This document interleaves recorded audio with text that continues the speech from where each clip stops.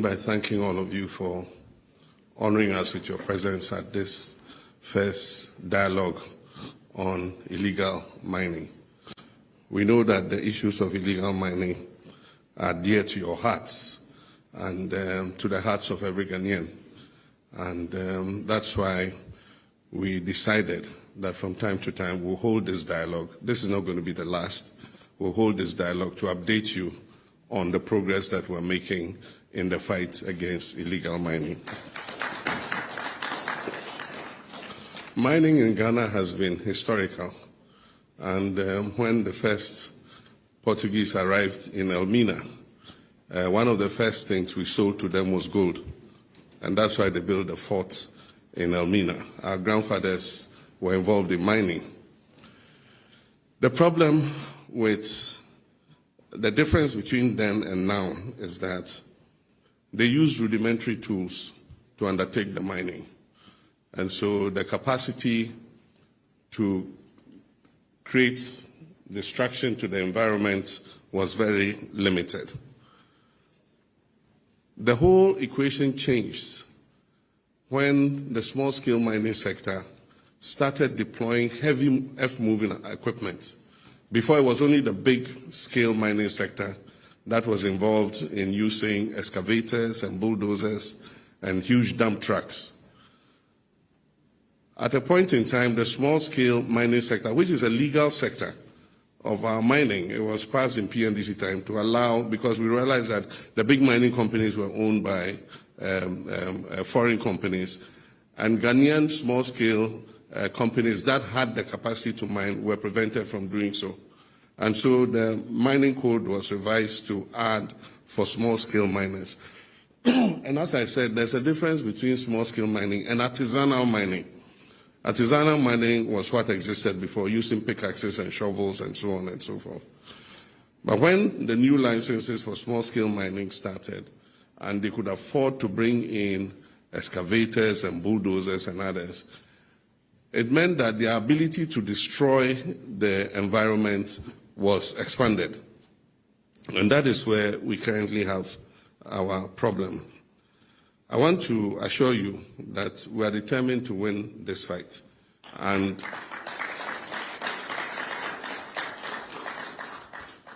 your contributions, your criticisms, your pressure, putting fire under our feet does not have any problem.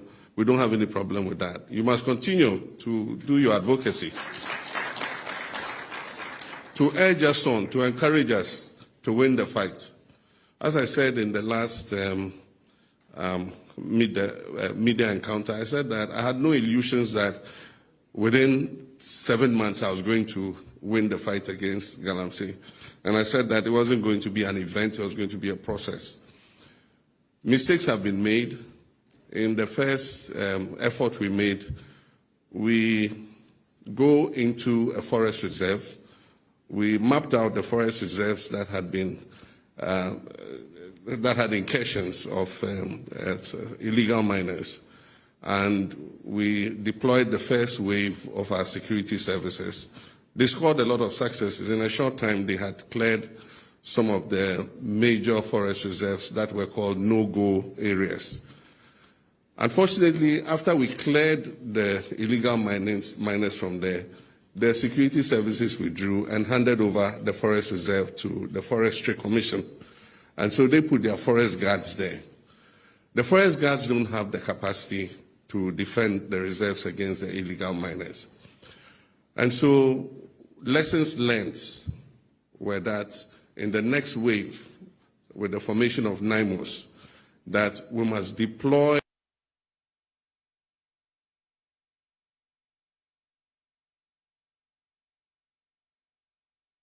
It comes with a cost, because if you send troops and station them permanently to guard the forest reserves, we must feed them, we must provide them with fuel, we must give them vehicles and all the logistics they need to be able to do that. And so that links up with Franklin's question about budget. We need a substantially bigger budget than we have currently to be able to win this war. Happily, budget hearings have started. The budget for next year is going to be presented to Parliament. And my expectation is that the Minister of Finance will give a much bigger allocation to this fight against Galamsey. We also need enough troops. Our troops are stretched. We have so many chieftaincy disputes all over the country, land disputes. And so you go to Sampa, we have troops there. You go to Gonjaland, Savannah, there are troops there. You go to Boko, there are troops there. You go to Nkwanta, our troops are there. And then our troops are also on the border to protect us from terrorism. And so they are spread thin. If we take another batch of them and go and put them in the forest, it means that we are committing most of our troops to other things other than crime prevention and keeping us safe. And so that's why 9 months is a combination of the police and the army. So all of them will contribute troops. And then we also have national security also contributing and all the other agencies. But happily we have some additional troops coming with the winding down of some of the peacekeeping theaters. And so when they come, as many of them as possible, we'll add them to the force so that we're able to dominate all the anti-Galamsey sites and be able to win the battle. As he said, we have targeted 7 major zones in the regions, and the army have come up with a proper strategy. 9 months has come up with a proper strategy for engaging the illegal miners and making sure that we clear them from especially the forest reserves and the water bodies. One of the important successes is the change in the whole issue of excavators. Excavators came in huge quantities, and I remember that at a point under the previous administration, they asked that permits be gotten before excavators are imported. Meanwhile, the law did not say you should get a permit after, but that was what we came to meet, that you bring the excavator, then you go to the Ministry of Transport and ask for a permit. But the law actually says that you must get a permit before you import the excavator. And so now we're enforcing that law. And so you can't bring an excavator in, you can't put it on a ship, and we're telling the shipping agencies, if you bring an excavator for which there's no permit, we shall penalize you, the shipping agency, for carrying that excavator here to Ghana. In the meantime, we came to meet a huge quantity of excavators in the port. And that is what the lands minister was explaining to you, that we had to decongest the ports because there was no more space for anything. And so we've moved them to the military space at the Shire Hills and other locations, and we've corralled them there. One of the successes too is the registration of excavators. Even though the law requires excavators to be registered, nobody was registering their excavator. And so if you look at the DVLA records, there was no registration of excavators. And so anybody could bring in an excavator and take it straight into the forest. Today, we are requiring that every excavator must be registered with the owner of the excavator known. And once that is done, like he said, we started putting trackers on the excavator so that we know exactly where they are going to. It's not only illegal miners who use excavators, contractors working on our roads, quarries and others all use excavators. And so it's impossible to just put a complete ban on excavators, but we must know where that excavator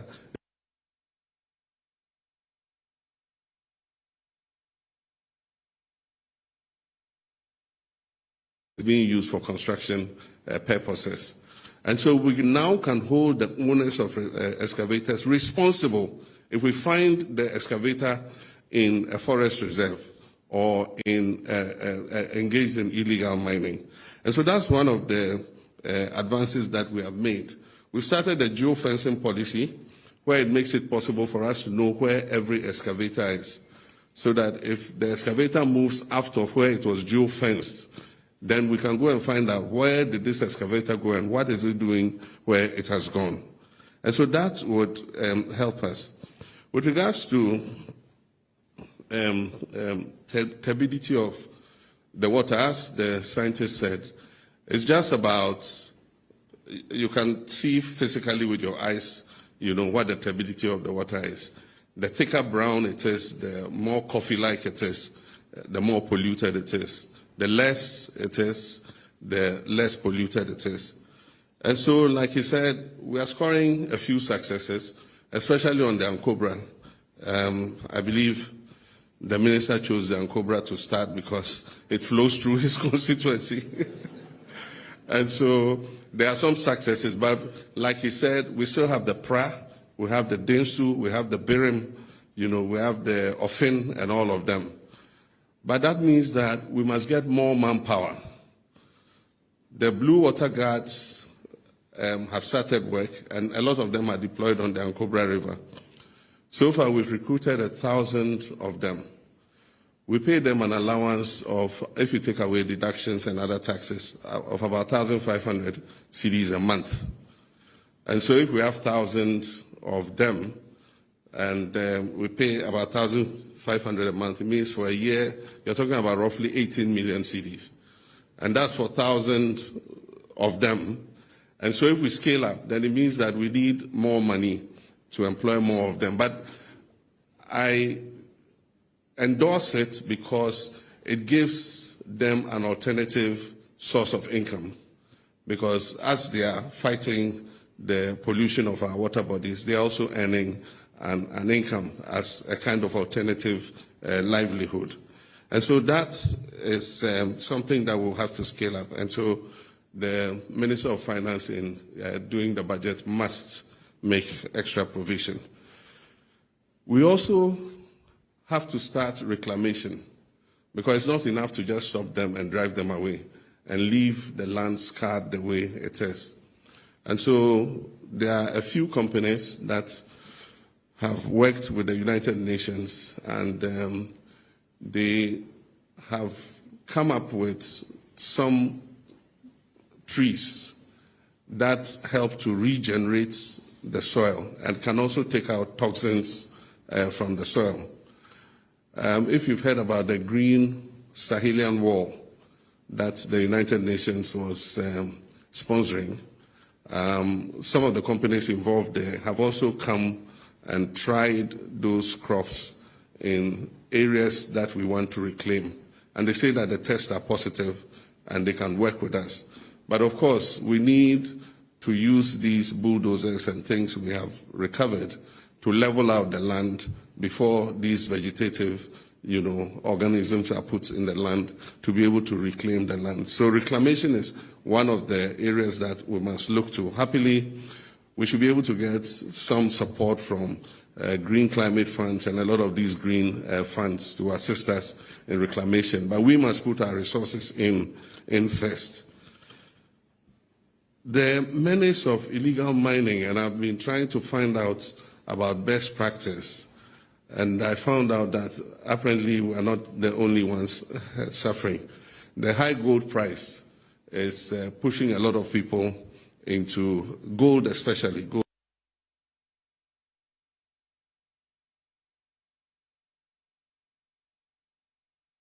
Is 90% of just, and there's violence, people have died, all kinds of things are happening. So we might not be the only persons, but there are success stories we can learn from. Because if you look at Chile, for instance, they've been able to formalize 90% of their small-scale gold mining.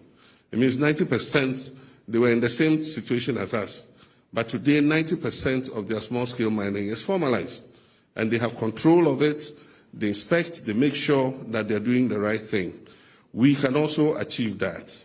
And so even though we're not alone facing that menace, I believe that we can use the best practices of Chile and others to also formalize our small-scale mining sector and make sure that we're able to take control of it. And that is part of what we tried to do when our colleagues died in the helicopter crash. We contacted the big mining companies. Some of them have concessions like 200 miles square. And they're not going to mine all of that concession today or tomorrow. There are some of the places they've explored and found that the gold content is so low that it's not really profitable for them to start mining. But for a small-scale mining company, because of their lower costs, they can mine it effectively, but they must do it responsibly. And so together with the big companies, we said, okay, let's start this cooperative mining, seed part of your concession, so that we can move the small-scale miners from where they are causing distraction onto your concessions, and then you can help us to monitor them and make sure that they are doing the right things. So that was what we were going to launch in Obuasi when the tragic accident happened. The first was Anglo Gold. Anglo Gold agreed, and they carved out a part of the concession. I'm happy to know that since then, Newmont have come on board and are going to assist with the cooperative mining, and some of the other bigger companies have agreed that they will carve out part of their concession so that we can move these illegal small-scale miners onto those places. And so we'll continue to do that. We also have the issue of geology and geological exploration. Currently, our mineral prospects have not been explored adequately. Happily, there's new technology generated by AI that allows those with the technology to partner with our geological survey department. And what they do is they shoot seismic from satellites, and they're able to map out exactly where a mineral prospect is. Currently, when our small-scale miners get a concession, they go and dig this place. There's not enough gold there. They leave it. They go and dig there. There's not enough gold. They leave it. They come and dig here. There's not enough gold. They dig here until they find something. By the time they find something and they're mining, they've dug all over the concession.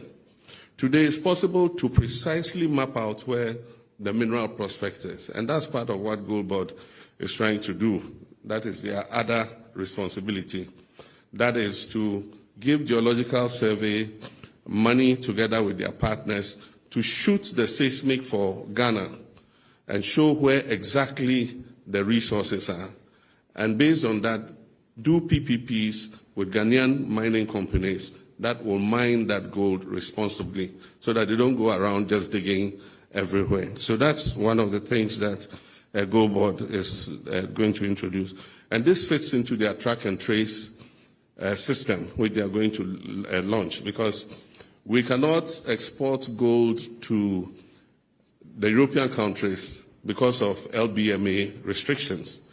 And yet, if we introduce a track and trace system, we should not only be able to export to the Asian countries and the Middle East, we should be able to, once the gold has been tracked and it's known to have come from responsible sources, then we can export it into the LBMA countries. And that allows us to get a much higher price, for our gold than we currently have. And so Gold Board has to activate that other aspect.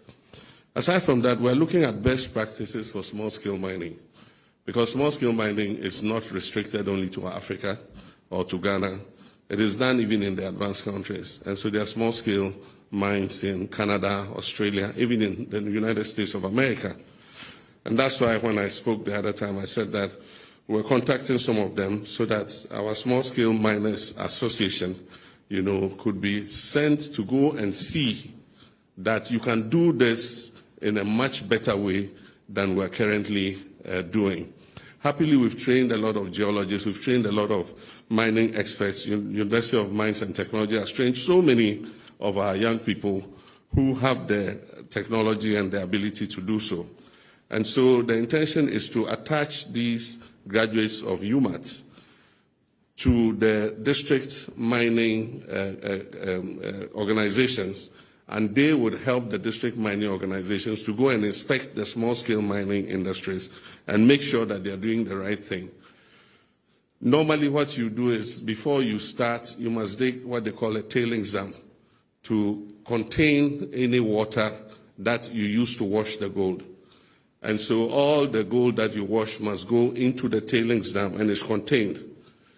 And after you wash the gold and you finish mining, you're supposed to cover the pits, and then after that, there are chemicals that you can use to clean and detoxify the water. I'll come to that in a short while.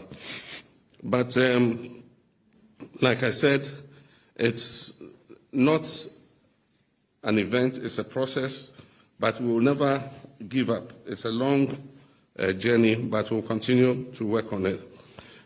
I like that somebody raised that, what are we doing to the kingpins? Because most of those 1,400 who have been arrested are young youth who are looking for something to be able to look after themselves. And we'll prosecute them, we'll imprison them. But those who run those operations are the ones that we must be arresting and imprisoning, not these little boys, you know. And so we need to change our strategy. We can arrest the boys and all that.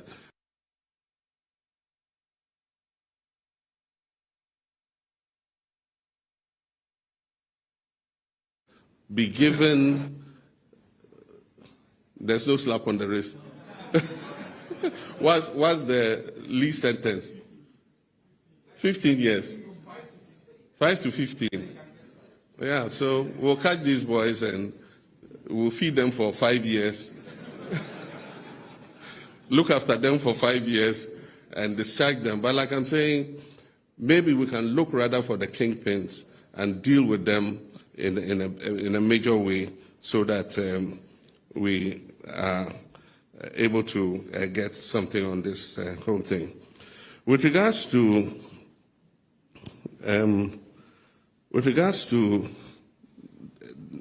toxification of the waters, like the EPA was saying, we've started some pilots. There are new chemicals that have come that allows you to treat water and take out the toxins and the heavy metals. There are new chemicals that have come. One of them is called dioxin. The people came and we sent them there. They took samples, they tested. We're waiting for them to bring the results back. But there are other ways of dealing with gold, that is processing gold, without using mercury and cyanide. There are different for instance, you have what they call vortex concentrators. You put the gravel in there, and it's a vortex. It's like a centrifuge. And all the heavy things sink to the bottom. And you're able to take out the water, and you see the gold lying at the bottom. And you don't need to use mercury and all that. There's carbon filter. There you can use carbon filters to filter the water in order to be able to take out any toxins that are in there. They call it activated carbon filtration. You have reverse osmosis that is capable of taking out heavy metals and others, you know, from the water.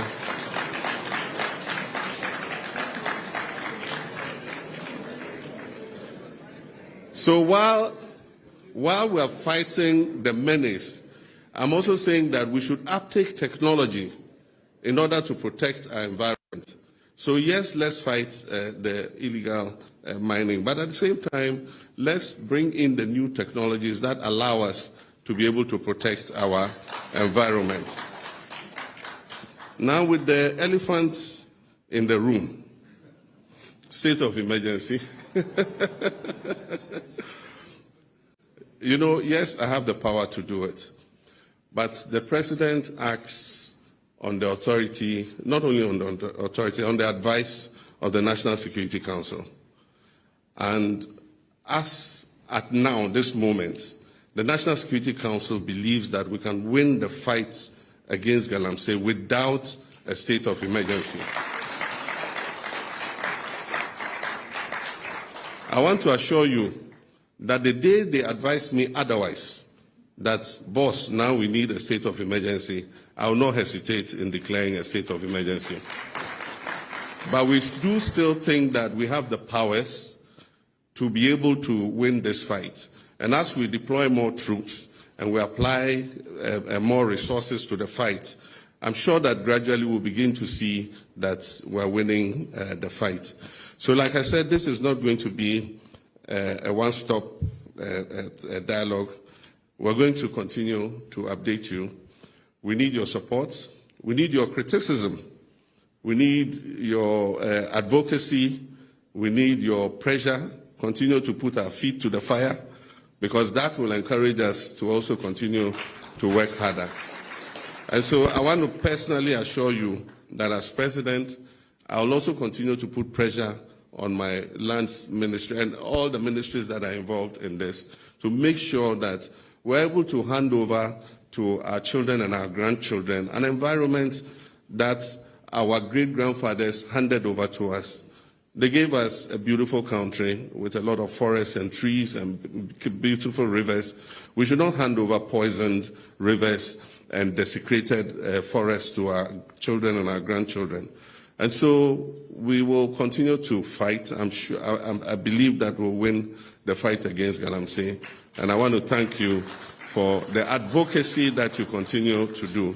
We'll hold the next dialogue. 9 months will go to work and continue. And once we chalk more successes, we'll be able to come and update you that this is what we're doing. We want to do it transparently. We have nothing to hide. I don't gain anything from Galamsey. I am not personally involved in Galamsey, and I have no interest in it continuing. And so you can be sure that we are all on the same side, and we'll continue to do this work. I thank you very much.